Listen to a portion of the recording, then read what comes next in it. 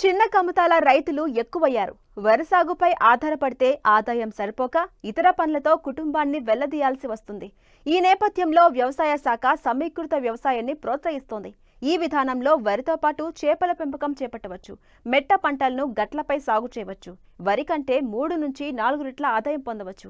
అయితే ఈ సాగు విధానం లోతట్టు భూములు, ముంపు ప్రాంతాల రైతులకు అత్యంత అనువుగా ఉంది. ఎకరం భూమిలో సమీకృత వ్యవసాయం చేస్తూ తన భూమిని మోడల్ భూమిగా తీర్చిదిద్దారు ఏలూరు జిల్లా రైతు. ఈ సాగు విధానంలో ఎలాంటి లాభాలుంటాయో మనము తెలుసుకుందామా?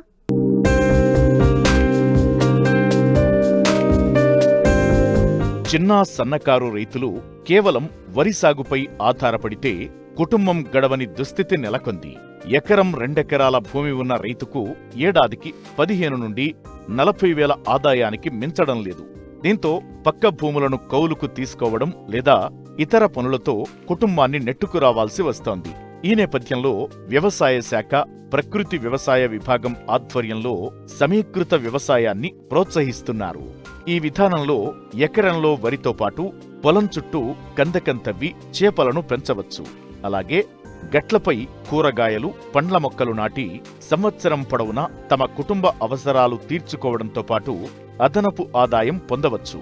కందకం తవ్వడానికి పెట్టుబడి అవసరం కనుక ఈ సమీకృత వ్యవసాయాన్ని ప్రోత్సహించేందుకు వ్యవసాయ శాఖ 50,000 రాయితీ అందిస్తోంది. ముంపు భూములు, లోతట్టు ప్రాంతాల రైతులకు ఈ సాగు విధానం అత్యంత అనుకూలంగా ఉంది. ఏలూరు జిల్లా ఉంగుటూరు మండలం వెలమిల్లి గ్రామ రైతు రాజేంద్ర ప్రసాద్ ఎకరం భూమిలో ఈ సాగు విధానాన్ని అనుసరిస్తున్నారు. మంచి ఫలితాలు వస్తున్నాయని చెబుతున్నారు. ఈ ఎకరం పొలంలో కూడా దీన్ని ఐఎఫ్ఎస్ మోడల్ అంటారు, ఇంటిగ్రేటెడ్ ఫిష్ ఫార్మింగ్ అని.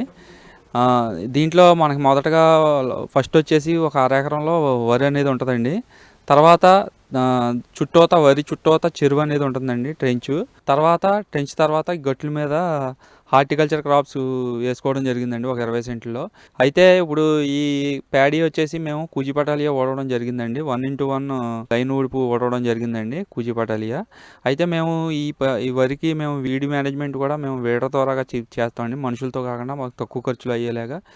తర్వాత చేపలు వచ్చేసి మేము ఫస్ట్లో పెద్ద చేపలు 0.5 సైజ్ తెచ్చుకుని వేసుకునేవాడి అండి. అవి కొంచెం ఇబ్బందిగా ఉన్నాయి, వాతావరణం ఒడిదుడుకులు వచ్చినప్పుడు కొద్దిగా ఇబ్బందిగా ఉంటుందని మేము చేప పిల్ల అనేది పెంచుకోవడం జరుగుతుందండి. 2 అంగుళాల పిల్ల తెచ్చుకుని ఇందులో వేసుకోవడం జరుగుతుందండి.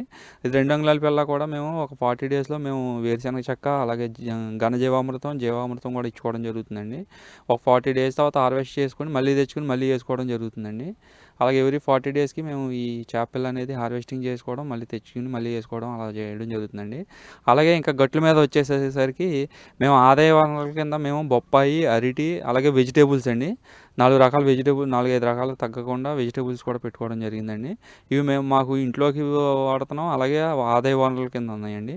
ఇవి కాకుండా 35 రకాలు మేము ప్రతి సీజను కూడా మేము బయటకు మార్కెట్కి వెళ్ళి కొనుక్కోలేకుండా ప్రతి ఫ్రూట్ అనేది సీజనల్ ఫ్రూట్ కవర్ అయ్యేలాగా 30 వెరైటీస్ అనేవి పెట్టుకోవడం జరిగిందండి. అలాగే డ్రాగన్ ఫ్రూటు, దానిమ్మ, జామ, బత్తాయి, రామఫలం, లక్ష్మణ ఫలం, అలాగే ఇంకా చాలా మొక్కలు ఉన్నాయండి. బయటికి వెళ్ళి తెచ్చుకోకర్లేకుండా ఇందులో ఉన్నాయండి. అలాగే ఇవి కూడా మేము ప్రకృతి సేద్యంలోనే మేము పండించుకోవడం జరుగుతుందండి. ఎటువంటి కెమికల్స్ కూడా వాడకుండా ప్రకృతి సేద్యంలో పండించుకోవడం జరుగుతుందండి. దీనికి మేము మెయిన్గా జీవామృతం ఇచ్చుకోవడం జరుగుతుందండి. జీవామృతం, పుల్లటి మజ్జిగి, అలాగే వేపగింజల కషాయం అనేది మేము వాడడం జరుగుతుందండి. మేము ముందు ఇది తీసుకోవడానికి మాకు అప్పుడు 55,000 దీనికి మాకు సబ్సిడీ అనేది ఇవ్వడం జరిగిందండి 2019లో అప్పుడు. అలాగే ఈ గట్ల మీద కూడా మొక్కలు ఒకసారి మనం పాతుకున్నాక మన ఖర్చు అనేది తక్కువ ఉంటుందండి. ఈ వెజిటేబుల్స్ కూడా మేము ఓన్ సీడ్ డెవలప్మెంట్ చేసుకుంటానండి.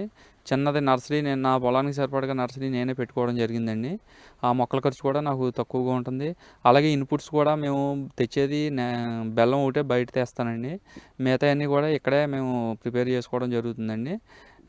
అలాగే ఈ బొప్పాయి, అరటి ఇవి కూడా మేము ఫెర్మెంటేషన్ చేసుకుని మొక్కలకు అనేది ఇవ్వడం జరుగుతుందండి. మాకు ఇది వచ్చేసి మాకు గట్ల మీద వచ్చేసి మాకు ఒక 50 నుంచి 60 వేల వరకు ఆదాయం వస్తుందండి. అలాగే చెరువుకి ఇంచుమించుగా 70-80 వేలు మాకు చెరువు మీద చేప పిల్ల ద్వారా వస్తుందండి. అలాగే ఈ ప్యాడీ మీద వచ్చేసి 60,000 వరకు వస్తుంది. మాకు ఈ ఖర్చులన్నీ పోను ప్యాడీ కానీ ఇలా చేపలకు కానీ మొక్కలకి హార్టికల్చర్ కానీ వెజిటేబుల్స్ కానీ ఇవన్నీ మాకు ఖర్చులు పోను మాకు నికరంగా 2,50,000 అనేది ఆదాయం అనేది వస్తుంది. మాకు ఏంటంటే ముందు ఇలాగ ఏపీసీఎన్ఎఫ్లో నేను ఈ వ్యవసాయం చేస్తుండగా మాకు అప్పుడు 2019లో అప్పుడు గవర్నమెంట్లో మాకు ఈ ఫిష్ ప్యాడీ గురించి మాకు చెప్పడం జరిగిందండి. దేశీ వరి రకమైన కుజు పటాలియాను పండిస్తున్న రాజేంద్ర ప్రసాద్ పూర్తిగా ప్రకృతి వ్యవసాయ పద్ధతులను అనుసరిస్తున్నారు. అయితే ఈ సమీకృత వ్యవసాయంలో మాత్రం ఎటువంటి ఎరువులు, కషాయాలను వాడలేదు. ఇక్కడ చేపలు విసర్జించిన వ్యర్థాలే పంటలకు ఎరువు. దీనివల్ల అతి తక్కువ ఖర్చుతో పంట తీస్తున్నారు.